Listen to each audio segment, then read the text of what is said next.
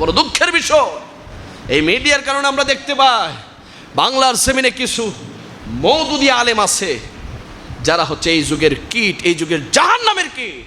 তারা মিডিয়াতে বসে বসে বলছে আমার নবীর কলিজার টুকরা আব্বা আম্মা নাকি জাহান্নামী।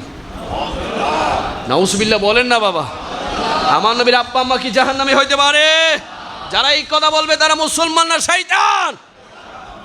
আমার নবীর আব্বা আম্মা নাকি জাহান্নামী ছিল, নাউজুবিল্লাহ। যেই গর্বের মধ্যে রাহমাতুল লিল আলামিন এসেছে, যেই পিঠের মধ্যে রাহমাতুল লিল আলামিনের নূর মুবারক ছিল, ওই মা বাবা কি কখনো জাহান্নামে যেতে পারে? আমার নবী বলছে, ভাই হাকির হাদিসের মধ্যে এসেছে, আমার নবী বলছে আমি আমার আব্বা আম্মাকে কবর থেকে তুলে জিন্দা করে কালিমা পড়ি ইমানদার বানিয়ে আবার কবরে রেখে দিয়েছি। সুবহানাল্লাহ। আর সেই আব্বা আম্মাকে যারা কাফের বলবে তাদের সাথে আমাদের দুনিয়া আখিরাতে কোনো সম্পর্ক।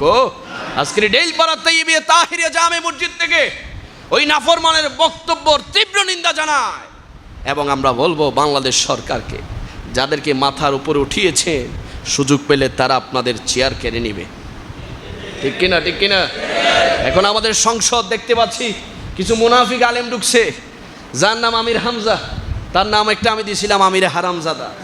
এই মালাউন সংসদে গিয়ে মহিলাদের শরীরের নাউজুবিল্লাহ, আল্লাহ কি কি বলতাম, কোন দেশের মধ্যে আছি। এই ধরনের ব্যক্তি আমাদের পার্লামেন্টে এখন নেতৃত্ব দিচ্ছে। মনে রাখবেন, জাতি ধ্বংস হওয়ার জন্য বেশি কিছু প্রয়োজন নয়। যেই সংসদে দুশ্মনের রাসূল ঢুকবে, ওই দেশের উপর আল্লাহর গজব নাজিল হবে। ঠিক কিনা?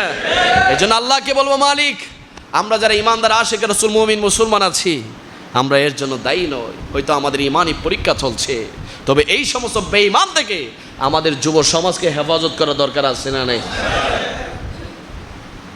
তারা নামের ইসলাম, মুখের ইসলাম, তাদের ইসলাম মদিনার ইসলাম নয়, তাদের ইসলাম রাসূলুল্লাহর ইসলাম নয়, তাদের ইসলাম কোরআনের ইসলাম নয়।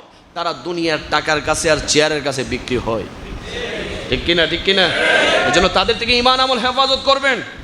তোমরা কোটিপতি হয়ে যাও, বড় এমপি হয়ে যাও, মন্ত্রী হয়ে যাও, প্রাইম মিনিস্টার হয়ে যাও, আমাদের সুন্নিদের আপত্তি নাই। তবে খবরদার, জুবান দিয়ে যদি নবীর শানে বিয়াদবি বের করো, আমরা সুন্নিরা কখনো তোমাদেরকে ছাড়বো।